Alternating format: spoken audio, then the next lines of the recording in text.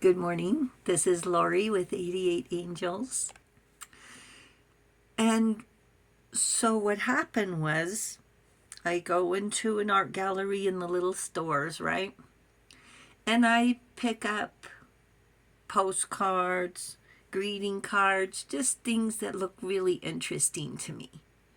And this woman stood out and I bought the card. And she's all dressed up. Her hair is well kept.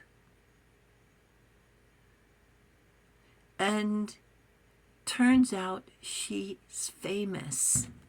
So let me look at the back 1 second. Here's the back of the card. Her name is Wanada Parker. Drawing by Tim Pinland. And there's the .coms. Okay, let's go look at our cards. Vehuel is our guardian angel from November 23rd through November 27th. Vehuel wants us to think about elevation, higher thoughts, taking the high road.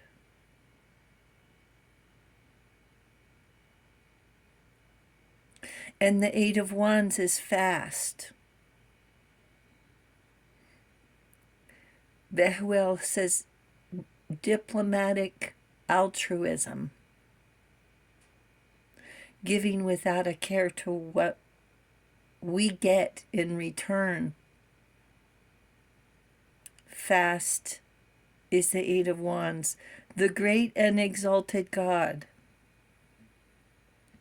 Grandeur makes one passionate toward God. I just love hearing the violin. I don't know about you. Okay, so here's our next card. So when the angels want to make a point, they do. This card is the Eight of Wands.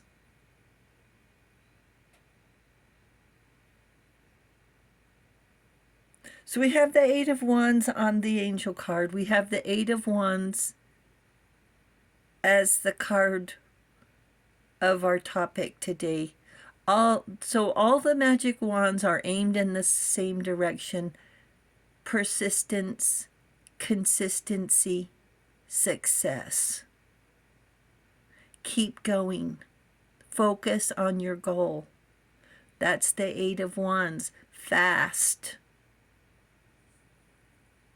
And we also have the Queen of Pentacles is Mother Earth. See the rabbit, abundance. And the earth is tangible. You can touch the earth, walk on the dirt, breathe the air, things you can feel. Mother Earth, the call of the wild, nature. Not just your mother, but everybody's mother. Everything's mother. The soil, the wind, fire, water, air, life. The pulse in our hearts are from our mothers. Our ancestors' mothers as well. And what do mothers do? They teach us to fly. They give us courage to want to fly, to swim, to reach for the stars, to teach us self-confidence. With this self-confidence, we look for a partner, for a soul to improve our life. With emotional maturity, to walk together with skills, aspirations, and desires. Wild animals look for the strongest nest, the loudest song, the sweetest honey. And if we aren't if we don't feel we are nurtured, then we end up listening to empty promises and we become providers for a weak link, for baby daddies instead of husbands.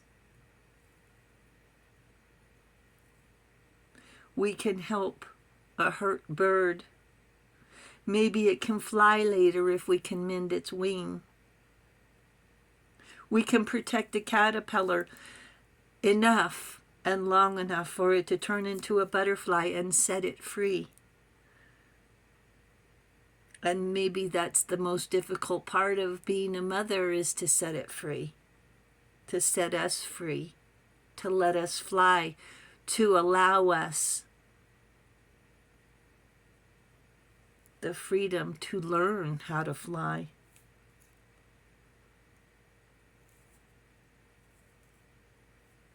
Our mothers make sacrifices, don't they? And we've made sacrifices too, trying to be encouraging parents and still providers. It's not an easy life. So here we have Wanata Parker, also known as Wunardi. She was 88 years old when she passed. The last surviving daughter of the Comanche chief, Quanah Parker, and granddaughter of Cynthia Ann Parker. Her name, Wunardi, means stand up and be strong, because she was weak in the limbs and had to walk on crutches for a long time. She married a few times, but she never had children. But her grandmother was the most famous of all, Cynthia Ann Parker. If you Google her name, Cynthia Ann Parker, you'll see her picture. Looks like a regular woman walking down the street, blonde hair, blue eyes. Her grandmother, Cynthia Ann Parker, was captured at 9 years old by a Comanche band of warriors during the Fort Parker massacre in Texas.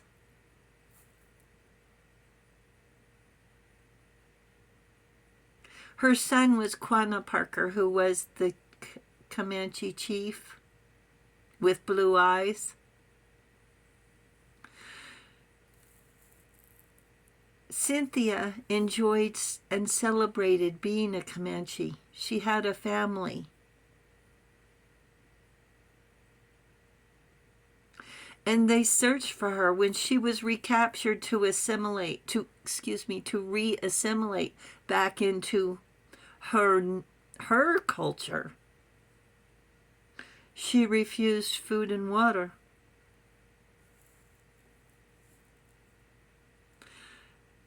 It reminds me of talking about the food all the time, the food where you feel more comfortable, where you feel like you belong, your neighborhood. If you've ever heard of John Wayne's movie, The Searchers, it was inspired by Cynthia, where they were searching for her. This girl's grandmother. So as mothers, we're criticized, live in love. No one is perfect, but we try to be. We try to be leaders, as mothers, as daughters, except for that one day. And it feels like we all have that one moment when we hold, for lack of a better word, and I apologize in advance, hold a grudge. That one day when we were left out, ignored when we desperately were in need of emotional guidance, not feeling appreciated, not being recognized, left to fend for ourselves, to find our own way. Maybe the apron strings were cut too soon. cut on the mother's terms and not the child's. Mother Earth, we put her on a pedestal and expect she will live up to our expectations.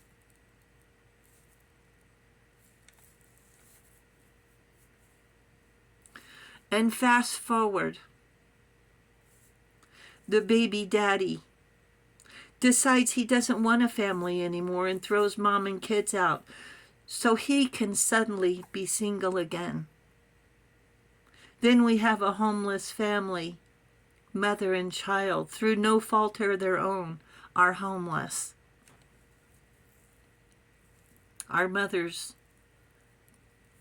bear a lot of responsibility, dedication. Unfortunately, some let us down, and like in a moment of grief, they weren't there for us. And we swear we'll be there for our kids, and then it turns around on us again. Mother Earth is giving everything she has and is still getting betrayed and blamed. So today, give extra hugs and appreciate being alive. For better or for worse, thanks to Mom. The angels say no time for guilt. Just have gratitude. Thank you, angels. Thanks, Mom. Thanks, Wanata Parker. You're a beautiful young woman. She lived till 88. What a miracle that would have been back in the day, right? So go ahead and enjoy the day. Thank you so very much for hitting the subscribe button. We really do appreciate it. Thank you so very much. You do make a difference. And I will talk to you soon. I love you. Bye.